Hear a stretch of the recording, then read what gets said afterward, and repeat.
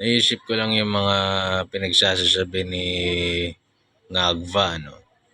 Build better more. Parang kailangan yung flagship niya mas maganda kaysa kay PRRD, kasi PRRD build. Siya daw magbi-build siya ng better infrastructures at mas marami. Putang ina. Ngayon nangungupit na ng yung binild ng iba, puta. Nangungupit na siya na daw ang nag-build. Gagawin niya pang flagship niya, project, infrastructure project niya. Ba't ganon? Inang yan. Alam nyo, mga kapatid, ha, mapapansin nyo kapag ang isang tao ay credit grabber, putang ina, lahat na ng worst na katangian na sa kanya. Yung may nangyaring maganda, idea niya raw.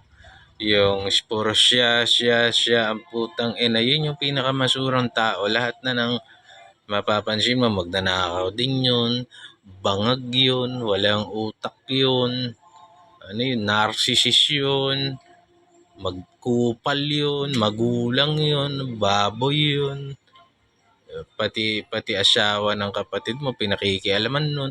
Ganon yung mga credit grabber, ganon ang nature. Tingnan niyo, mga kapatid. Kaya ikaw, Pangulo, wag ganyan. Lahat na lang ng masurang traits.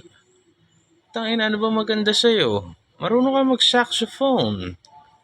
I-enhance mo na lang yung saxophone mo. Huwag mo nang paramihin yung mga kasamaan mong traits. Diyos ko naman.